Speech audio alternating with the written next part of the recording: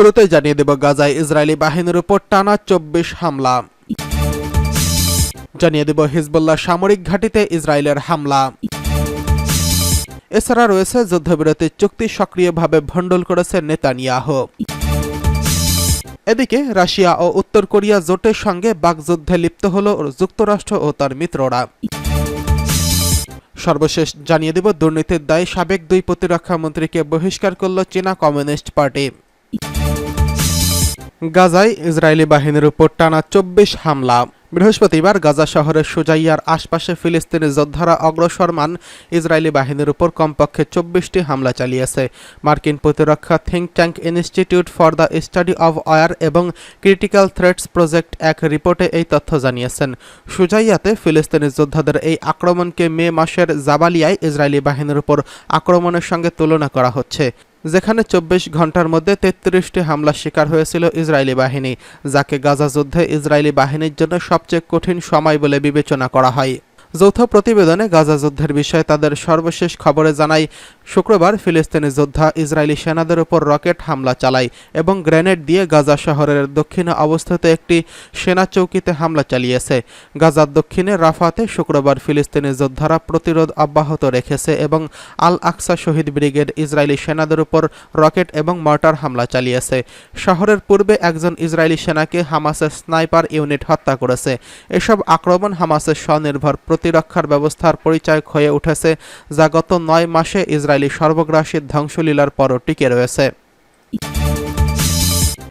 এদিকে হিজবুল্লাহ সামরিক ঘাঁটিতে ইসরায়েলের হামলা।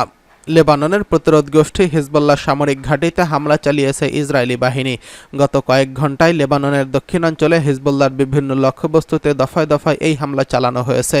মাইক্রো ব্লগিং ওয়েবসাইট এক্সে এক পোস্ট করা বিবৃতিতে দাবি করা হয়েছে, ইহুদিবাদী সেনাদের কর্তৃপক্ষ ইসরায়েলি সেনাবাহিনী জানিয়েছে লেবাননের জিবকিন এলাকায় হিজবুল্লাহর একটি সামরিক ঘাঁটিতে হামলা চালিয়েছে তারা। এছাড়া খাইয়াম ও হুলা এলাকায় বেশ কিছু স্থাপনা এবং ওরেইসাহ এলাকায় একটি সামরিক ঘাঁটিতে হামলা চালানো হয়েছে। সাম্প্রতিক সময়ে লেবাননের সীমান্তে হিজবুল্লাহর সঙ্গে ইসরায়েলের উত্তেজনা চরম পর্যায়ে পৌঁছেছে। সম্প্রতি হিজবুল্লাহর বিরুদ্ধে সর্বাত্মক যুদ্ধ ঘোষণা করে লেবাননে হামলা চালানোর অনুমোদন ও বৈধতা দিয়েছে ইসরায়েলের প্রতিরক্ষা বাহিনী আইডিএফ। যদিও দখলদার এই ঘোষণার বিরুদ্ধে অবস্থান নিয়েছে তাদের ২ মিত্র দেশ যুক্তরাষ্ট্র ও জার্মানি। এছাড়া ইসরায়েলকে বরাবরের মতো সতর্ক করে আসছে তুরস্ক।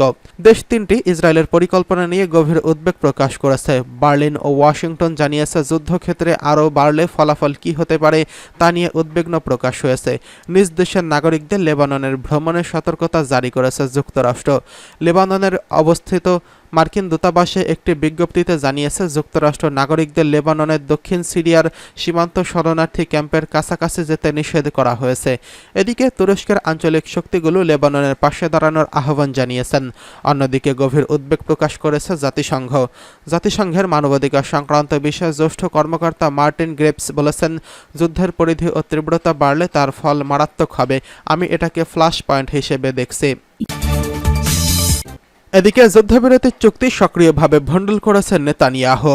ইসরায়েলি প্রধানমন্ত্রী বেঞ্জামিন নেতানিয়াহু যে কোনো সম্ভাব্য যুদ্ধবিরতি পণবন্দি মুক্তির চুক্তি ভণ্ডুল করার জন্য সক্রিয়ভাবে চেষ্টা করে যাচ্ছেন। চুক্তি হলে তার সরকারের পতন হতে পারে এমন শঙ্কায় তিনি তা করছেন বলে অভিযোগ পাওয়া গেছে। আর এর অংশ হিসেবে তিনি আরও 2টি শর্ত যোগ করেছেন। তিনি তার সর্বশেষ শর্ত হিসেবে জোর দিয়ে বলেছেন যে ফিলাডেলফি করিডর নামে মিশর ও গাজার মধ্যকার গুরুত্বপূর্ণ বাফার জোনের নিয়ন্ত্রণ অবশ্যই ইসরায়েলি বাহিনীর হাতে থাকতে হবে। তার অভিযোগ, এখান দিয়েই হামাস চোরাই পথে অস্ত্র আমদানি করে থাকে। নেতানিয়াহু আরও দাবি জানিয়েছেন যে হামাসের কোনো সশস্ত্র সদস্য উত্তর গাজায় ফিরতে পারবে না। সূত্র জানিয়েছে, ইসরায়েল ইতোমধ্যেই ফিলাডেলফি করিডর মাটির উপরে সেন্সর ব্যবহারের ব্যাপারে মিশরের সাথে একমতে পৌঁছেছে। এর নিয়ন্ত্রণ থাকবে ইসরায়েলের হাতে। এছাড়া মাটির নিচে থাকবে মোটা প্রতিবন্ধকতা। এর ফলে ওই এলাকা থেকে ইসরায়েলি বাহিনী প্রত্যাহারের পরও হামাসের পক্ষ থেকে সেখান দিয়ে অস্ত্র সংগ্রহ সম্ভব হবে না। এছাড়া সেখানে মিশরীয় ও সংযুক্ত আরব আমিরাতের যৌথ বাহিনী মোতায়েন থাকতে পারে।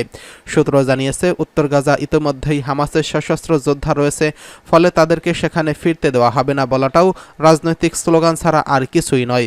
তবে সূত্রগুলো জানিয়েছে, নেতানিয়াহু এখন কেবল বেন গাভিরের সমর্থন কামনা করছেন, কারণ এই চরমপন্থী ইহুদি নেতা সমর্থন প্রত্যাহার করা মাত্র নেতানিয়াহু নেতানিয়াহু সরকারের পতন হবে।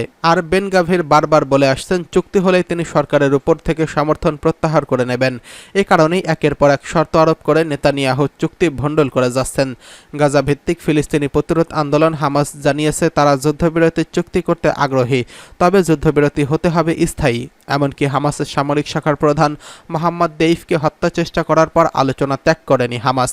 এদিকে নেতানিয়াহু মার্কিন প্রেসিডেন্ট পদে ডোনাল্ড ট্রাম্পের ফেরার অপেক্ষায় রয়েছেন। তিনি তার দীর্ঘমেয়াদী পরিকল্পনায় মনে করছেন যে ট্রাম্প ক্ষমতায় ফিরলে তার বেশি সুবিধা হবে। এদিকে রাশিয়া উত্তর কোরিয়া জোটের সঙ্গে বাকযুদ্ধে যুক্তরাষ্ট্র ও তার মিত্ররা। যুক্তরাষ্ট্র ও এশিয়া প্রশান্ত মহাসাগরীয় অঞ্চলে মিত্র দেশগুলো রাশিয়া ও উত্তর কোরিয়ার মধ্যকার নতুন সামরিক ঐক্যের নিন্দা জানিয়েছেন।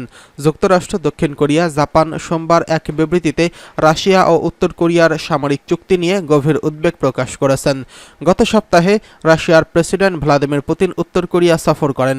তার সফরকালেই দুই দেশের মধ্যকার সামরিক চুক্তিটি সই হয়।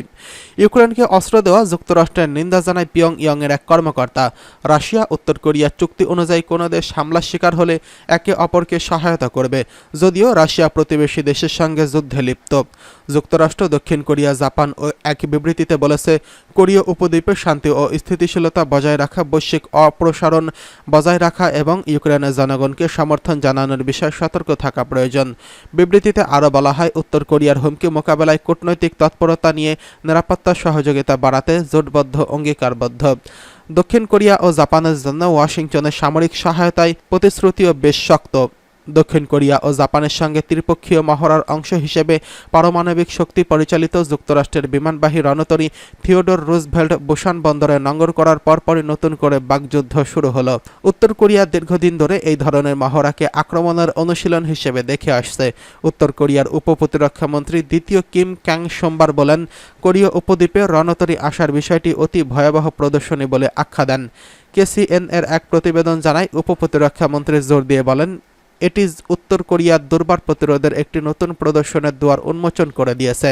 পাং জং চেং নামের দুইজন উত্তর কোরিয়ার শীর্ষ কর্মকর্তা জোর দিয়ে বলেছেন, যদি যুক্তরাষ্ট্র ইউক্রেনকে রাশিয়ার বিরুদ্ধে প্রক্সি যুদ্ধের দিকে ঠেলে দেয়, সেক্ষেত্রে মস্কো যে কোনো ধরনের প্রতিশোধমূলক আক্রমণ বেছে নেওয়ার সুযোগ পাবে। তিনি বলেন, যুক্তরাষ্ট্র রাশিয়ার বিরুদ্ধে নিজেদের অস্ত্র ব্যবহারের সিদ্ধান্ত বজায় রাখলে মস্কো আরও শক্তিশালী জবাব দিতে উৎসাহিত হতে পারে। উত্তর কোরিয়া এর আগে যুক্তরাষ্ট্রের সামরিক মহড়ার জবাব দেয় ক্ষেপণাস্ত্র পরীক্ষার মধ্য দিয়ে। পিয়ংইয়ং মনে করে যুক্তরাষ্ট্রের সঙ্গে বৈরিতার কারণে তারা পারমাণবিক অস্ত্র কর্মসূচি চালু করতে বাধ্য হয়েছিল। এদিকে দুর্নীতির দায়ে দুই প্রতিরক্ষামন্ত্রীকে বহিষ্কার করল চীনা কমিউনিস্ট পার্টি। দুর্নীতি বিরোধী ক্র্যাকডাউনের অংশ হিসেবে চীনের ক্ষমতাসীন দল চীনা কমিউনিস্ট পার্টি সাবেক প্রতিরক্ষামন্ত্রী লি শাংফু এবং তার এক পূর্বসূরিকে বহিষ্কার করেছে। রাষ্ট্রীয় গণমাধ্যম এমনটি জানিয়েছে। লি শাংফু নিখোঁজ হয়েছিলেন, পরে তাকে পদ থেকে সরিয়ে দেওয়ার কথা জানানো হয়। লি এবং তার পূর্বসূরির উপর থেকে দলের শৃঙ্খলা ভঙ্গের গুরুতর অভিযোগ এনে দল থেকে বহিষ্কার করা হয়েছে বলে রাষ্ট্রীয় বার্তা সংস্থা সিনহুয়া বৃহস্পতিবার এক প্রতিবেদনে জানায়। দলের শুদ্ধি অভিযান এমন সময় এসেছে যখন তাইওয়ান ঘিরে চীন ও যুক্তরাষ্ট্রের মধ্যে উত্তেজনা বাড়ছে। 2 মাস জনসম্মুখে না থাকা নিয়ে কয়েক মাস পর 2023 সালের অক্টোবরে লিকে প্রতিরক্ষামন্ত্রীর পদ থেকে সরিয়ে দেওয়া হয়। সিনহুয়া প্রতিবেদনে জানায়, তার বিরুদ্ধে মামলাটি সামরিক আদালতে পাঠানো হয়েছে। সম্ভবত এটি বিচার শুরু হয়েছে। তার যাবজ্জীবন কারাদণ্ড হতে পারে।